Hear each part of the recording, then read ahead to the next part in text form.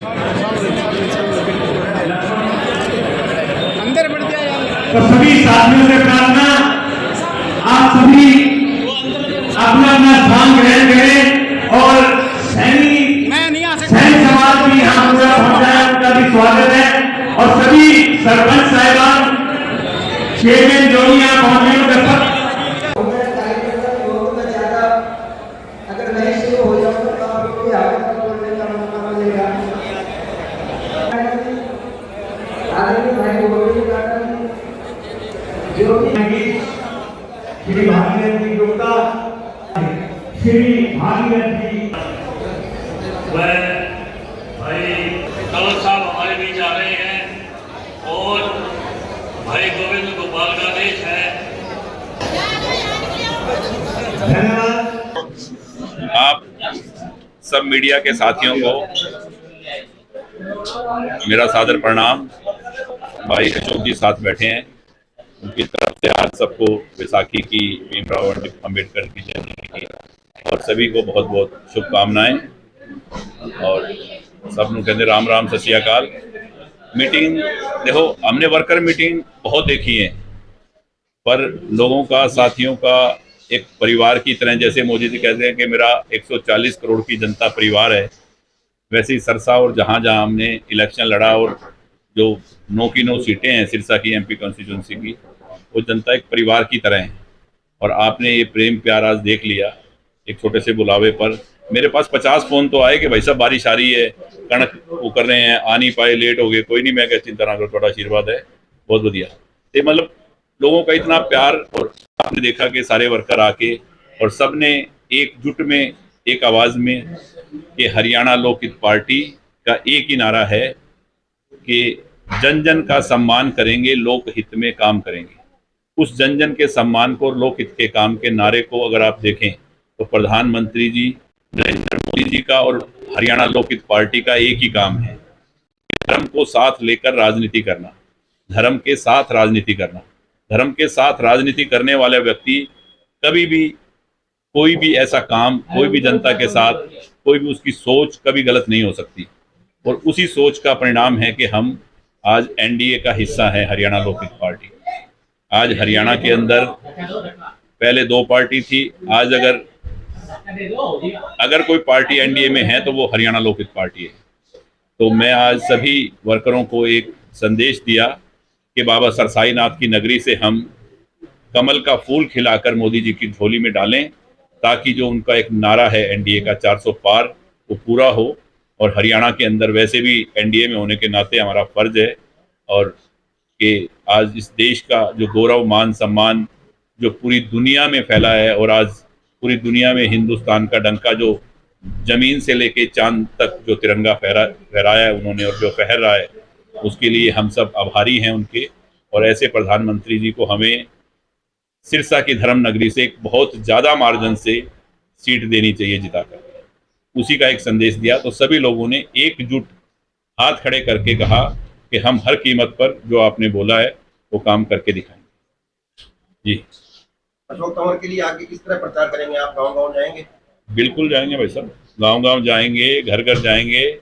ये इलेक्शन देखो, अपना काम है कि किसी के लिए या तो हम कहते नहीं और करते हैं, तो फिर किसी के लिए मैंने कहा कि भैया महाराजा अग्रसेन की संतान है, सूर्यवंशी हैं, एक बार जबान दे दी तो कहते हैं प्राण जाए पर वचन न जाए। उसी के साथ ही हम सरकार के साथ भी हैं कि अनकंडीशनली सपोर्ट क्या है।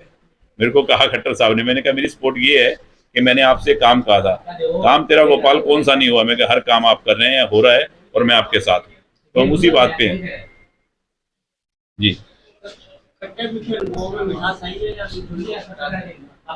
मीठे अनुभव हर जगह, हर परिवार में होते हैं और होने चाहिए।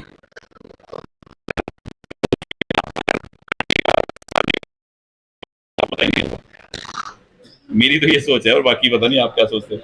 किसानों का भी बहुत विरोध है, किसानों का भी बहुत विरोध है। देखो, किसानों का विरोध नहीं है सैनी साहब, मैंने बड़ा नजदीक से गोविंद के इलेक्शन में देखा, क्योंकि गोविंद के इलेक्शनों में जितना विरोध था, आप सभी साथी मुझे बताएं ईमानदारी से, आज उतना विरोध है जो गोविंद के इलेक्शन के टाइम एलनाबाद था, है उतना आज नहीं है ना, उतना नहीं है ना। तो जब उस टाइम जो विरोध था वो भी क्या था, ये जो और पार्टियां हैं किसानों को बदनाम कर रही हैं।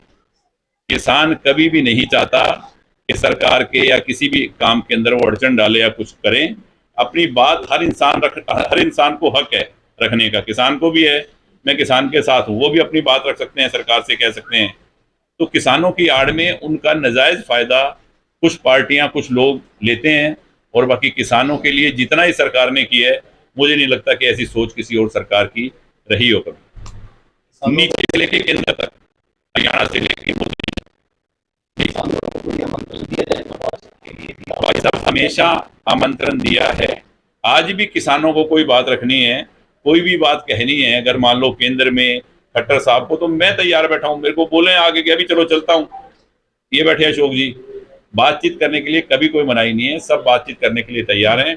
हरियाणा के किसानों के बारे में, फसलों के बारे में जो रेट हैं, मुझे नहीं लगता, कुछ चीजों के तो ऐसे रेट हैं जो पूरे हिंदुस्तान से ज्यादा है। बीजेपी कार्य से आप पूरा प्रभावित है, बीजेपी ज्वाइन करेंगे? देखो, मेरी पार्टी है हरियाणा लोकहित पार्टी, जो एनडीए का एक हिस्सा है। हिस्से के अंदर जब आप किसी के पार्टनर हैं, तो पार्टनर का मतलब क्या होता है? पार्टनर का मतलब साथ हैं, तो वैसे हम साथ हैं। अभी आपने कहा था कि 2009 से पहले एक अलग राजनीति 2000 करता था, ऐसी राजनीति देखो वो आपसे नहीं छुपी हुई है, जो हरियाणा में भी मशहूर थी और यहाँ भी थी और हर जगह थी, क्योंकि वो एक लूट खसोट की और हर आदमी को परेशानी की राजनीति थी। उससे निजात दिलाने पार्टी ने की राजनीति से छुटकारा मिले।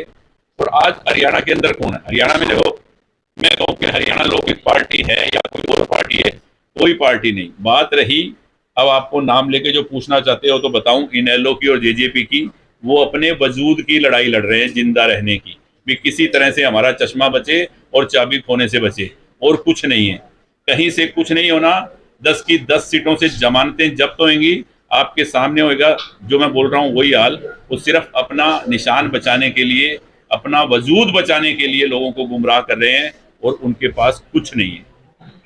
ये बात बिल्कुल सच्चाई है, और ये आप भी जानते हैं। हरियाणा लोकहित पार्टी एनडीए का हिस्सा है, तो सिरसा के साथ और क्षेत्रों में कैसे प्रचार करेंगे? क्या कह रहे हैं? हरियाणा के और हिस्सों में भी प्रचार की कोई रणनीति बनेगी? बिल्कुल है, हरियाणा के और हिस्सों में मैं 1-2 जगह तो जा चुका, और जहां पे हरियाणा लोकहित पार्टी हरियाणा में उनके साथ है। हरियाणा और हरियाणा के बाहर जहां मेरा वजूद है, जहां मुझे लोग जानते हैं, जहां लोग मुझे प्यार करते हैं, जहां पार्टी मेरी ड्यूटी लगाएगी, हरियाणा लोकहित पार्टी वहीं भारतीय जनता पार्टी के साथ इस इलेक्शन में उनके साथ खड़ी है। पाल जी, कांग्रेस को कैसे देख रहे हैं? शैलजा आ रही हैं यहाँ से? शैलजा तो पहले भी आई थी, वैसे में क्या किया बता दो? कौन नहीं जानता शैलजा को? भी यहाँ आई थी पहले और 2-2 बार जीती हैं, और क्या हुआ? अभी बैठा था जो खजांची परिवार, बताया ना आपको, 20 बार उनके घर खाना खाया है बहन शैलजा जी ने। जब प्रेम सुखदास जी और ये राजू जो खुद बैठा था, बोला भाई साहब हम दिल्ली गए, अभी पहचाना ही नहीं उसने, बात तक नहीं की, क्या फायदा? ऐसे मैं 50 आदमियों को जानता हूँ, भागीरथ गुप्ता जी सामने ही है, अभी बाहर ही खड़े होंगे, वो मेरे घर लेके भी आए थे उसको। और चौधरी दलबीर सिंह जी के साथ इनका ऐसा संबंध रहा है जिसका कोई हिसाब नहीं।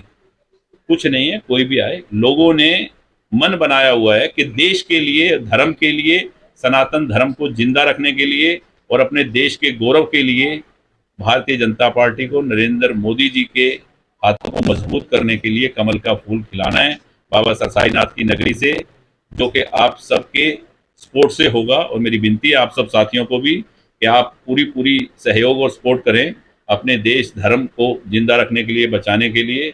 और देखो, ड्यूटी किसी की लग सकती है, उस कमल के फूल को किसी के भी हाथ में दे दिया, हमें कमल के फूल का बटन यहाँ से दबाना है और कमल का फूल मोदी जी की झोली में जाके गिरे, वो काम करना है। गोपाल कांडा बंधु अशोक तंवर को कितने मतों से जिताने का सोच के चल रहे हैं? देखो, क्या अपना काम है कि अपनी जब ड्यूटी लगी है और हम अपना फर्ज अदा कर रहे हैं, जिताना आप लोगों ने, मैंने आपसे रिक्वेस्ट कर दी हाथ जोड़ के, और मेरे साथियों की ड्यूटी लगा दी, जो मेरे हजारों साथी हैं सबकी ड्यूटी लगा दी मैंने, कि सब तन मन धन से जुट जाएं और जो काम हमारा है वो हम करेंगे हर तरीके से। और मुझे लगता है कि पूरा हरियाणा मेरे काम करने के ढंग को और स्टाइल को जानता है कि हमें कैसे पिछली बार से बड़ी जीत करनी है, 2019 से बड़ी जीत हो 24 में, वो कैसे करनी है, वो आपका लोगों का आशीर्वाद और प्यार है, तो वो मुझे मालूम है और वो होगी। डॉक्टर साहब, ये जो 100 कार्ड विरोध है किसी किसान संगठन के बैनर तले नहीं है, वही लोग हैं जो दिग्विजय का विरोध कर रहे हैं, वही आप रहे हैं, वो एक्सपोज भी हो चुके हैं किसी पार्टी के साथ, उस पर क्या कहना है? देखिए, वैसे तो कांग्रेस खत्म हो चुकी है, लेकिन कल कुछ कांग्रेसी भी उनके साथ दिखाई दिए। इक्का दुक्का हो सकता है, और हमने ये बात कही है, माननीय प्रधानमंत्री जी हमेशा किसान, मजदूर, गरीब, कर्मचारी हो, छोटे से छोटा, जब माताओं बहनों के शौचालय के बारे में सोच सकते हैं, उनको शौचालय बना करके दे सकते हैं, देश को दुनिया की तीसरी बड़ी आर्थिक महाशक्ति बनाने के लिए उनका वचन है, देश को 2047 तक विकसित भारत बनाने का जब उनका संकल्प है, तो सबकी वो सुन रहे हैं। और अगर आप देखेंगे, भी करी थी इस बात की कि किसानों के खातों में केवल, अगर हम सिरसा पार्लियामेंट की बात करें, तो 4 से 5 हज़ार करोड़ रुपए की राशि वो फसल बीमा की, वो मुआवजे के रूप में, वो किसान सम्मान निधि के रूप में वो किसानों के खाते में डाली है। पुराने समय में क्या होता था मुझे बताने की आवश्यकता नहीं है।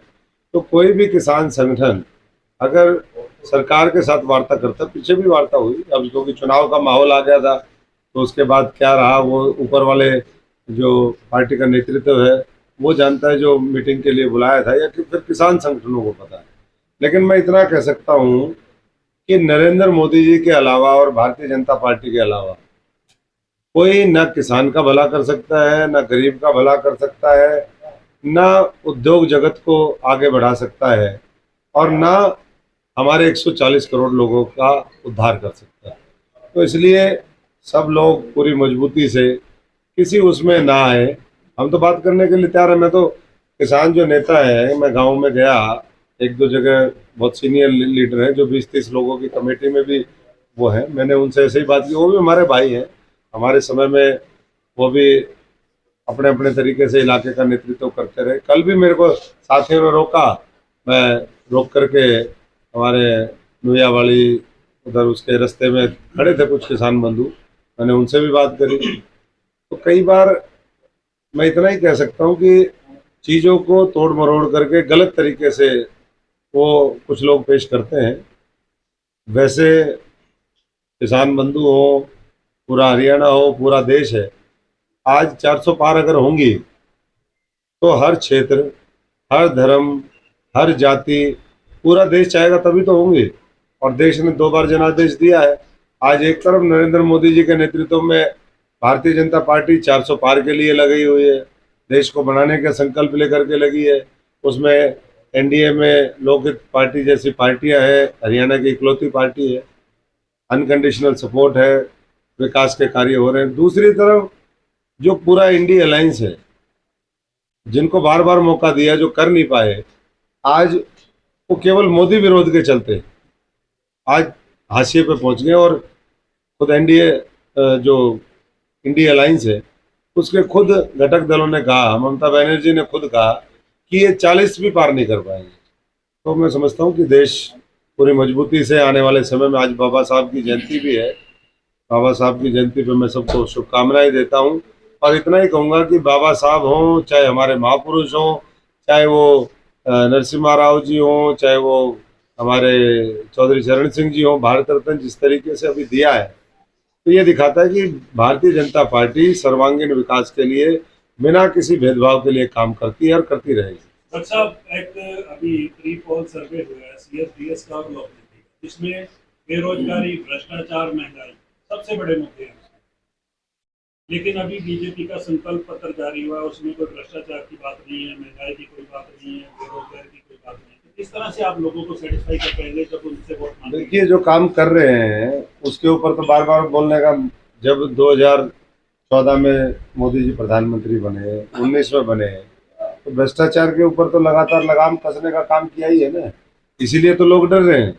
और फिर वो कहते हैं वो संयुक्त विपक्ष जिसने लाखों करोड़ों के घोटाले करे हुए हैं, आज जेलों में जाने से डरने के उससे वो क्या कर रहे हैं कि सरकारी एजेंसियों का दुरुपयोग कर रहे हैं, सरकारी एजेंसियों का दुरुपयोग। तो भ्रष्टाचार के ऊपर तो मैं समझता हूँ कि जैसे भाई गोपाल जी की अनकंडीशनल सपोर्ट है, ऐसे ही मोदी जी पूरी तरीके से भ्रष्टाचार को खत्म करने की गारंटी दे चुके हैं और वो गारंटी पूरी होगी। लेकिन विपक्ष ये कह रहा है इलेक्टोरल बॉन्ड में सबसे ज्यादा पैसा जो बीजेपी को आया उसमें भी भ्रष्टाचार है, क्योंकि उसके बदले उनको काम दिए गए। देखिए टोटल जो इलेक्टोरल बॉन्ड जो है वो 20,000 करोड़ रुपए के मोटा मोटा बटे हैं, इसमें से सिर्फ 6,000 करोड़ के भारतीय जनता पार्टी को मिले हैं।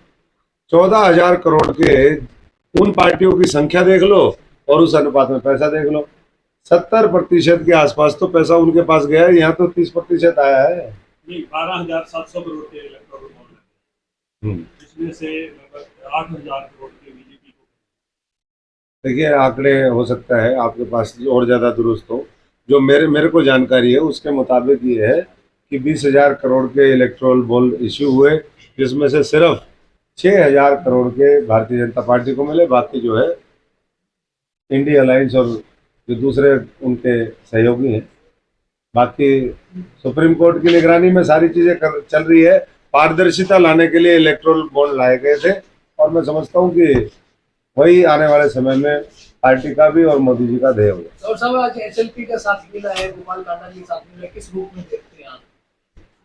देखो मैं शॉर्ट में इतना ही कहूँगा, गोविंद मेरो है, गोपाल मेरो है, हलोपा मेरी है, तो ये सब मेरे हैं तो सब लोग ही मेरे हो गए अब तो इसलिए सब लोग मिलकर के निश्चित तौर पर लंबे समय से ये परिवार समाज सेवा में, धर्मार्थ के, चरितार्थ के काम में लगा रहा है और पिछले 15 वर्षों में ये दूसरी बार विधायक बने हैं। आगे फिर और मजबूत हों, इसी तरीके से और सेवा करें और मिलकर के मैं समझता हूँ कि हम ये एक डबल इंजन ऊपर है, दिल्ली और चंडीगढ़ का एक इंजन यहाँ भी तैयार करेंगे, डबल इंजन अयोध्या भी जाएंगे, सब जाएंगे। आज उसकी भी घोषणा हुई है तो बहुत अच्छा रहेगा और एक तरफा चुनाव होगा। जो विपक्ष है वो अपनी जमानत बचाने के लिए चुनाव लड़ेगा, उनको पता है जीत के लिए कोई यहाँ पर गुंजाइश। डॉक्टर साहब लंबे समय बाद भारत मिलाप हुआ है। हमारा मिलाप कई बार होता है, हम तो गोवा में भी मिले हैं, हमारे तो मिलाप चलते रहते हैं। हाँ ये है कि सार्वजनिक तौर पर बड़े उस पे कई बार वो करना भी होता है। मान लीजिए मनोहर लाल जी आए, कुछ औपचारिकताएं होती है, इनकी अपनी पार्टी है,